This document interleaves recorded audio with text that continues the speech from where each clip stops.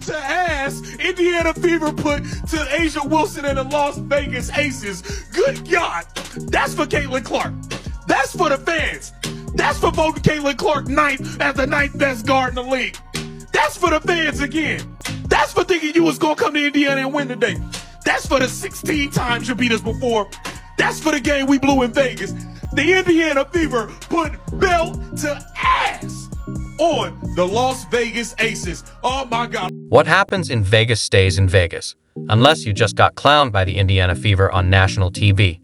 Aja Wilson and Chelsea Gray went from ruling the court to looking like dazed contestants on Wipeout, and the internet can't get enough. Did they take the Fever too lightly? Was there something off in that Gatorade? Or did Indiana just serve up a fresh slice of humble pie? Either way, buckle up. This meltdown is wilder than a slot machine exploding all over a casino buffet. The Indiana Fever just put belt to ass, bruh, to the Las Vegas Aces, dog. Smash that like button for your boy, man. It is up and it's stuck, dog. I just got to keep it real, dog. What the Indiana Fever displayed today was simply amazing, bruh. I just got to be honest on so many levels. Excellent display of basketball. Guys, just lights out, bro. Lights out. Another big-time win without Caitlin Clark, and I'm just lost for words. If you're enjoying this, make sure to subscribe. It helps more than you know. Aja Wilson might want to book a team-wide exorcism after that disaster, because whatever possessed the Aces needs to be identified, named, and cast out for good.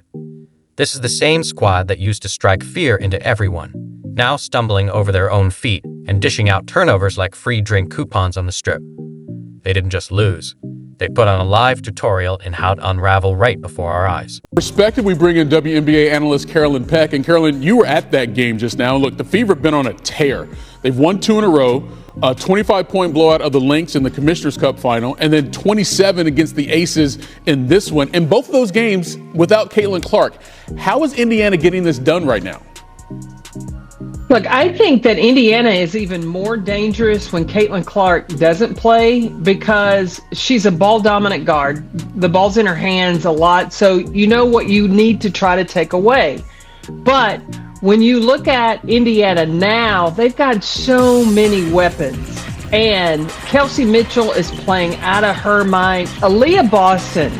I talked to Stephanie White before the game. She said in year one, Aaliyah Boston was back. This wasn't just a bad day at the office. This was the whole office burning down while someone accidentally texted the boss the group chat receives. The Aces didn't just get outplayed. They got flat out exposed by a team people were still calling Caitlin Clark and the background dancers. The Fever showed up, locked in, and steamrolled a franchise that once dripped with dominance. Coach, I asked Asia this as well, but what do you even say to your team after a showing like this one? I'd imagine, I know you believe that your team is kind of better than what you saw on the court tonight. What do you say after something like this? There's not a whole lot to say. That's a complete lack of professionalism to come in here with that effort. Complete lack of focus. They played better yesterday in practice by a lot.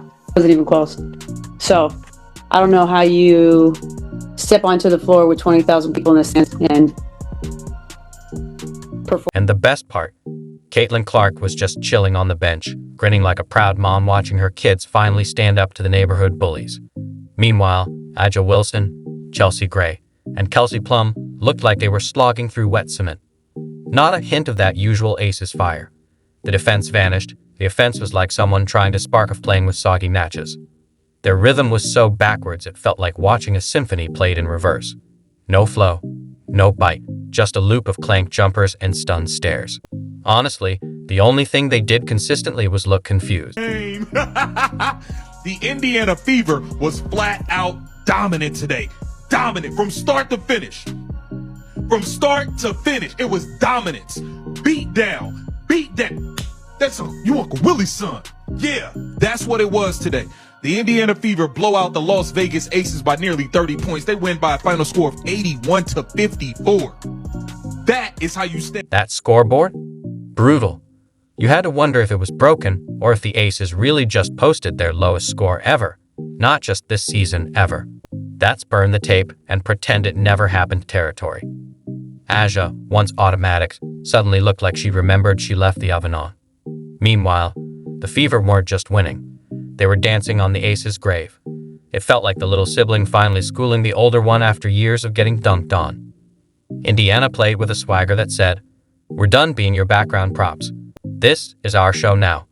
And Caitlin? She just sat back, cool as ever, watching her squad dismantle the so-called dynasty without even needing her to step in. Elsie Mitchell and Aaliyah Boston led the scoring, 25 and 20 points respectively. Natasha Howard followed up her Commissioner's Cup MVP performance by scoring 11 and grabbing 10 boards for another double-double. Caitlin Clark, who has now missed 4 games in a row, has seen her teammates respond by winning 3 of the last 4 games. And over that span, the Fever have averaged 81 points per game and giving up only 71 points per game. The Fever are now a game above 500 at 9-8 with momentum and a long homestand. Fever head coach Stephanie White has stated they will not rush Clark's return as she does not want this injury to linger and come. Let's talk about that dynasty. The Aces rolled into this season dripping with confidence, acting like boredom was their only real threat. Now they're sitting below the Indiana Fever in the standings. That's not a plot twist. That's a full-blown tragedy wrapped in a blooper reel. This was supposed to be a three-peat run. Instead, they're left asking, where's that lockdown defense? The fast breaks? Why does every possession look like they're cracking a code blindfolded? Just silence and head shakes, like they're watching a disaster unfold. Meanwhile, the Fever played like they've been waiting forever for this. With Caitlin on the bench, looking like a proud CEO, her squad showed out, because they had a point to prove. And they made it. In the face, right in the eyes. The Indiana Fever are arriving, right on schedule, right on time. Caitlin Clark not in the lineup, handling the business anyway. The Indiana Fever put belt to ass on the Las Vegas Aces. Don't go to Indiana, some shit might go down, was once said by Asia Wilson. And she was correct. This was a beat 'em down. The Aces held to a grand total of 54 points as the defense carries over from the Commissioner's Cup game, and the Indiana Fever have the league split. They proved they're not just a one-woman team.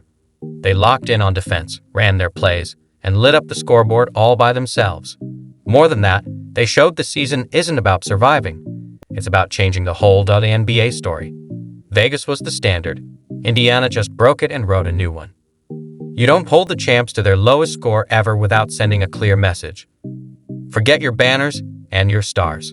This court is ours now. And Caitlin didn't even have to lift a finger. That's a real culture shift. When your superstar chills and the team still dominates, while the champs look like a messy group project. Now the Aces are 8-9. From title favorites to just another team. The fear is gone. Everyone sees blood in the neon water, and they can't wait to take a bite. Asia, I guess obviously you guys have been going through some ups and downs. Do you feel like in tonight's game, did things sort of go awry just defensively? It just seemed like you guys weren't yourselves defensively, and it kind of made the rest of the game difficult. We haven't been ourselves in a minute when it came to the defensive side of basketball, and that is something that us starting five we have to really figure out because offense is going to be cracked here and there. That's just part of the game. The defense has to be something that we have to really. Asia and the Aces need a serious gut check. Right now, they look like a tribute act, all swagger gone, replaced by sloppiness and doubt. Turnovers pile up, and so do the questions. Are they tired, distracted, or just falling apart? The whole league's watching. Caitlin, too, probably still grinning after the buzzer. The Fever are rising, the Aces are scrambling, and Vegas isn't the sure thing anymore. The worst part? Aja actually showed up. She played hard, scored, and tried to drag them forward. But the rest of the Aces, more like a group therapy circle than a basketball team. It was Aja versus 5, with no help, no rhythm, no trust. Like trying to win a race on a flat tire, while her teammates yelled different directions. When did Indiana Fever turn into the best defensive team in the NBA? When? I mean, after that celebration from the Commissioner's Cup, we all thought they were going to come out here a little bit hangover. I mean, their defensive prowess has gone up 100%. In the first half, we have Aces down 22 points. We have only beaten Las Vegas Aces one time in 9 years. For those who do not know that statistic, we've only beaten them once in 9 years. Today, lads, we're going to be talking about Becky Hammon, who seems to be losing her damn mind. So, we saw today the Fever absolutely demolished the Aces. The Aces team that is below 500. And still, to this day, we have yet to see. We have yet to see whether or not the Indiana Fever we've yet to see whether or not they can beat a team above 500. They have not beaten a team above 500 in a game that counted without